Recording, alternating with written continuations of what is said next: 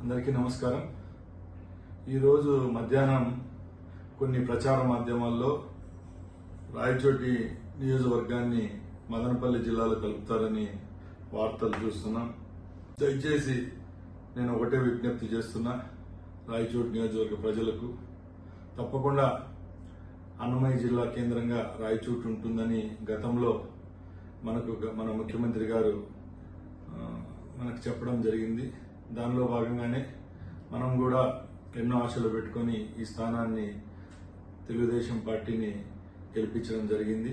తప్పకుండా ఇది తుది నిర్ణయం కాదు.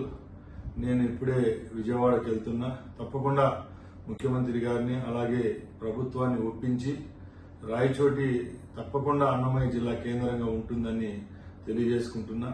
ఎవరు ఎక్కడ అసహనం వ్యక్తం చేయొద్దండి. తప్పకుండా ఇది ప్రజల కోసం పనిచేసే ప్రభుత్వం. 4 పర్యాయాలు ఇక్కడ తెలుగుదేశం పార్టీ గెలవలేదు. ఈసారి మన ప్రభుత్వం మీద అలాగే గౌరవ ముఖ్యమంత్రి చంద్రబాబు నాయుడు గారి మీద నమ్మకంతో ఈ స్థానాన్ని కైవసం చేసుకోవడం జరిగింది. అది మీ అందరికీ తెలుసు. మీరందరూ ఈ ప్రభుత్వం మీద, నా మీద, ముఖ్యమంత్రి గారి మీద పెట్టిన నమ్మకాన్ని ఒమ్ము చేయకుండా తప్పకుండా ఈ నిర్ణయాన్ని వెనక్కు తీసుకునే విధంగా చర్యలు తీసుకుంటాం. అలాగే నేను ఒకటే చెప్తున్నా, ఇది తుది నిర్ణయం కాదు, ఇంకా టైం ఉంది.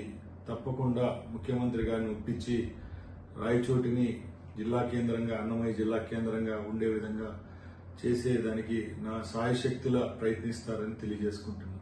జై హింద్.